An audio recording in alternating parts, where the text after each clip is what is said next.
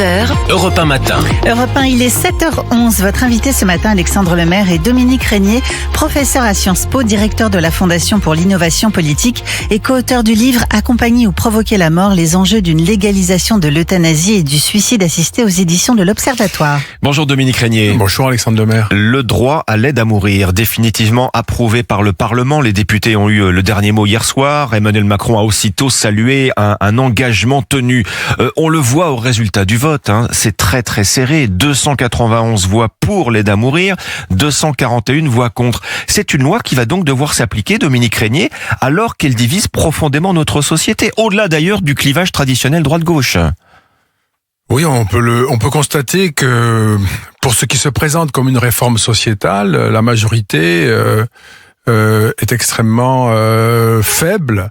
Je suis frappé de cela. Une majorité parlementaire à l'Assemblée nationale, aujourd'hui, s'il y avait un gouvernement avec une majorité, ça n'est pas le cas, on le sait depuis 2024, ce serait 289 députés. Là, on en a 291. On ne peut pas contester le fait que la loi est adoptée, puisque la plupart des suffrages qui se sont exprimés de la part des députés ont été favorables à l'adoption. Ça fait 54,7%, pardonnez-moi de ces chiffres, mais ça fait 54,7% parmi les députés qui se sont exprimés. Ils étaient 532. Mais il y a 577 députés. Si je calcule la proportion des députés qui ont effectivement adopté cette loi sur l'ensemble des députés, ça fait 50,4%. Mais oui.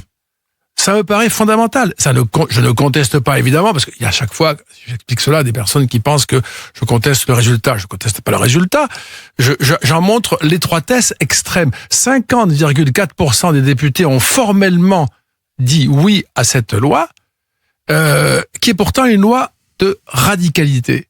Et ça, on ne peut pas le contester. Alors, c'est une loi qui vous permettra, je donne juste cet exemple, d'être euthanasié, parce qu'on dit aide à mourir. Je récuse le terme.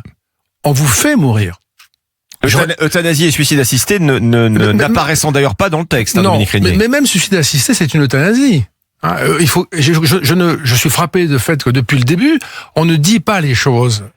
On ne veut pas les dire. Aide à mourir, non. Ça, ce sont les soins palliatifs qui vous accompagnent.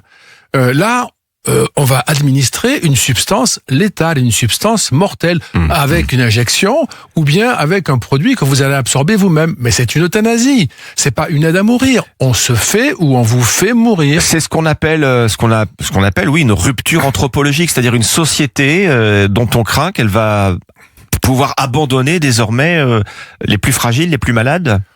On réintroduit dans la société française par la puissance publique. Moi, je suis prof de sciences politiques. Oui.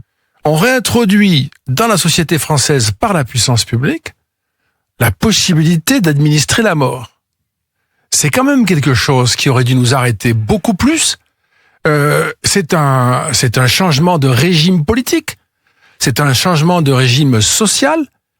Il est évident que les personnes les plus fragiles, les personnes âgées, les personnes en situation de handicap, les personnes dépressives, les malades qui sont découragés et ceux qui ont moins de moyens vont subir à partir de maintenant une pression pour passer par cette étape qui précipite votre mort. Quel genre de pression ? C'est une pression de l'entourage. C'est une pression qui peut même être le fait de certains médecins. Parce qu'il faut libérer des lits.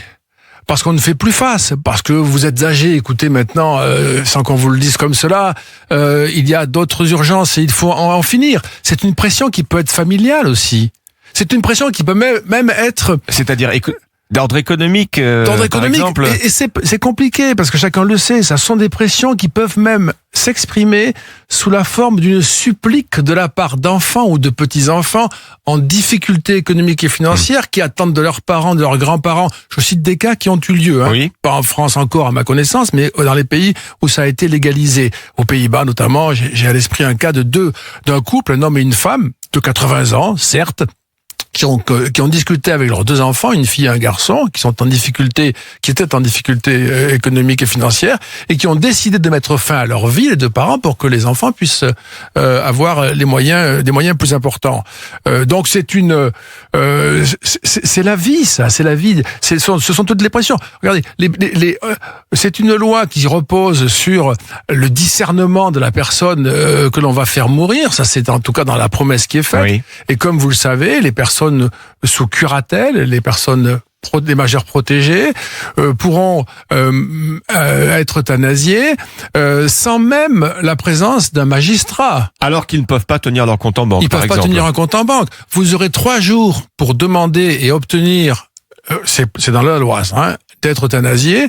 Il vous faut 14 jours aujourd'hui, dans n'importe quel achat que vous faites, par les codes de la consommation, pour vous rétracter. 14 jours pour se rétracter parce qu'on a acheté un produit qu'on ne veut plus.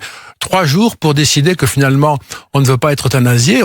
À partir de là, c'est trop tard. Oui, alors ça, Dominique Régnier, c'est l'un des points effectivement soulevés par alors d'abord Gérard Larcher, le président du Sénat, qui va saisir le Conseil constitutionnel, et à sa suite désormais le Premier ministre Sébastien Lecornu, sur 3 aspects du texte. Vous avez cité l'un d'entre eux. Donc effectivement, la question des personnes qui est fragile sous curatelle notamment, le délai de rétractation, oui, et puis l'obligation pour les établissements de santé de pratiquer l'aide à mourir, parce que la clause de conscience n'est qu'individuelle pour les soignants.